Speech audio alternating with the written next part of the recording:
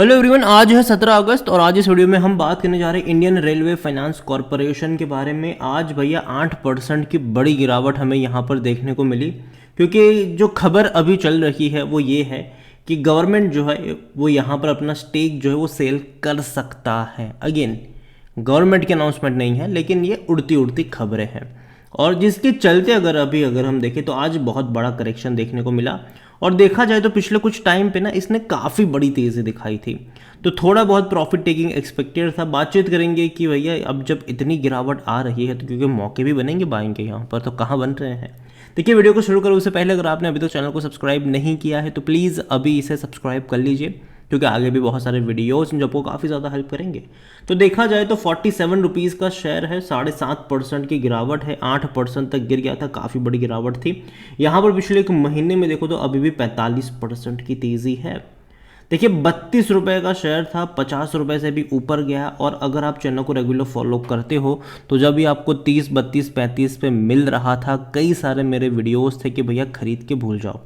और 50 रुपये का टारगेट मैंने दिया भी था। मैंने कहा था कि 50 रुपये के आसपास जाने के बाद एक पार्शली प्रॉफिट टेकिंग देखने को मिल सकती है, लेकिन उसके बाद खरीदारी के मौके भी बनेंगे।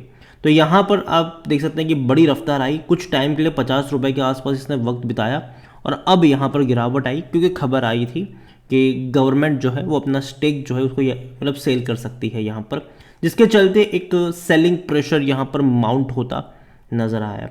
अगर पिछले एक साल की बात करेंगे तो भैया 121% का जंप है, बेहतरीन तेज़ी है। देखो, हर बार एक बड़ी रफ्तार के बाद गिरावट के साथ कंसोलिडेट किया, उससे बड़ी रफ्तार पकड़ी, गिरावट के साथ कंसोलिडेट किया, वापस बहुत बड़ी तेज़ी।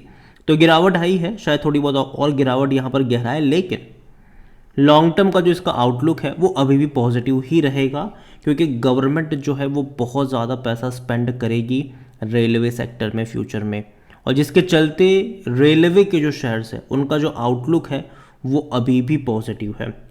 जो खबर थी आज की गिरावट की वो यही थी कि भैया गवर्नमेंट अपना स्टेक जो है वो सेल कर सकती है, और जिसके चलते आज अगर हम देखें तो कह सकते हैं कि बड़ी प्रॉफिट टेकिंग कह लो आप यहाँ पर, या फिर कह लो कि गिरावट कह लो, तो वो यहाँ पर देखने को मिल रही है। और देखा जाए तो भैया पिछले एक साल में इसने 130% से भी ज़्यादा का ग्रोथ यहाँ पर दिया ज़रूर है, जो कि बहुत बड़ी बात है। On Wednesday, media report suggested that the government is considering selling some of its stakes in IRFC as its aim to meet its divestment target for the year। यहाँ पर अभी IRFC में देखें तो गवर्नमेंट की 86% की होल्डिंग है, और कहीं ना कहीं अगर थोड़ा बहुत शेयर जो गवर्नमेंट बेचेगी तो जाहिर सी बात है डिस्काउंटेड प्राइस पर ही बेचती है गवर्नमेंट, और जिसके चलते एक मार्केट जो है उसको एडजस्ट करने की कोशिश करता ज़रूर है यहाँ पर।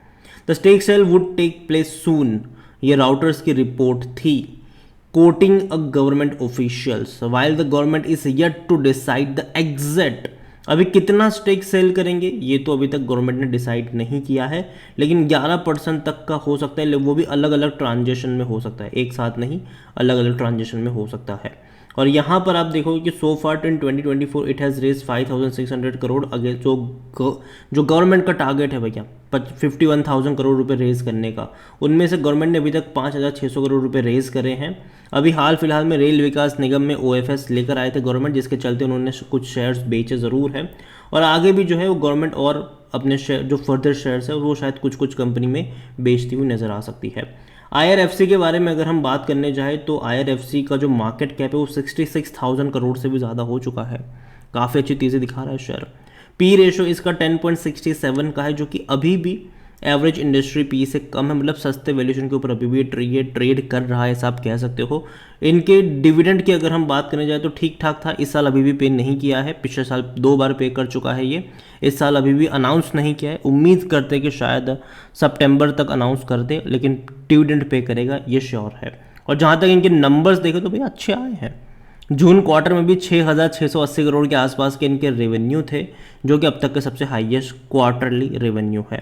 प्रॉफिट वाइज भी देखो तो 1,555 करोड़ के आसपास के मुनाफे रहे, जो कि अच्छे प्रॉफिट से ख़राब नहीं है। और जब कंपनी इतना अच्छा प्रॉफिट कर रही है तो डिविडेंड भी अनाउंस करती नज़र आएगी, और बड़ा डिविडेंड अनाउंस करती नज़र आएगी आपको। और जहाँ तक बात करें कंपनी के शेयर होल्डिंग की, और देखो यहीं पर पूरा गेम है कि प्रमोटर की जो होल्डिंग है वो 86.36% की है, और प्रमोटर कौन है यहाँ पर? गवर्नमेंट है। और गवर्नमेंट अपनी होल्डिंग 75 पर शायद लेके जा सकती है इस साल के एंड में या फिर अगले साल। और जहाँ तक एक देखें तो एक भी शेयर प्रमोटर का गिरवी नहीं है। पब्लिक के पास 10.48% की होल्डिंग है, एफआईज के पास 1.14% की होल्डिंग है, डीएल्स के पास 2.02% की होल्डिंग देखने को मिल रही है। देखिए ओवरऑल कंपनी है अच्छी। और जहाँ तक बात करें रेलवे को फाइनेंस करने का काम ये कंपनी करती है। रेलवे के बड़े बड़े जो प्रोजेक्ट होते हैं, चाहे वो बुलेट ट्रेन की बात करो या फिर वंदे भारत ट्रेन की बात करो, बड़े बड़े जो प्रोजेक्ट है रेलवे के, उसको फाइनेंस करने का काम ये कंपनी करेगी। और आने वाले दौर में गवर्नमेंट को और पैसों की ज़रूरत होगी अपने बड़े बड़े प्रोजेक्ट्स को एग्जीक्यूट करने के लिए, और उसमें ये कंपनी डेफिनेटली एक मेजरली रोल अब प्ले कर सकती है। वैल्यूएशन के लिहाज से भी देखा जाए तो उतना महंगा नहीं है, लेकिन जिस तरीके से तेज़ी आई थी पिछले कुछ टाइम में, तो जाहिर सी बात एक प्रॉफिट टेकिंग यहाँ पर बनती है, और ये वही देखने को मिल रहा है। मैं यही कहूँगा कि 40 से 45 का जो लेवल होगा वो खरीदारी करने का लेवल होगा, एवरेज करने का लेवल होगा, और उसके बाद हर 10% की गिरावट पर आप चाहो तो इसको ऐड करके चल सकते हो लॉन्ग टर्म के लिए।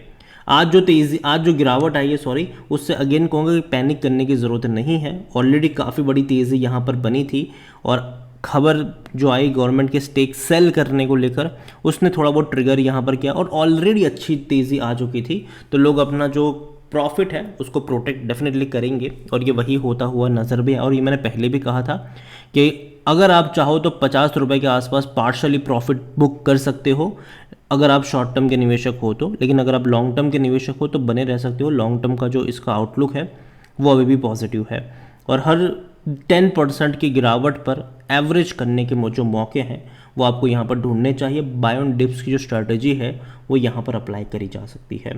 तो ये तो बात हुई इंडियन रेलवे फाइनेंस कॉरपोरेशन की। इसके अलावा आरवीएनएल देखो तो पिछले कुछ टाइम से ना ये इसी रेंज के आसपास अटक रहा है। अगर आप देखो तो सेम चीज़ इरकॉन को लेकर भी अगर हम देखें तो ये भी पिछले कुछ टाइम से यहाँ पर अटका हुआ है। हालांकि तेज़ी दिखाई ज़रूर है, एक महीने में यहाँ पर भी 18% की तेज़ी है। और अगर आप चाहते हैं कि मैं रेल विकास निगम या फिर इरकॉन के ऊपर एक डिटेल वीडियो बनाऊँ, तो कमेंट में जिस किसी के ऊपर आप वीडियो चाहते हो उसका नाम लिखिएगा। अगर ज़्यादा कमेंट आएगी तो डेफिनेटली बहुत जल्दी उसके ऊपर भी हम बात करेंगे।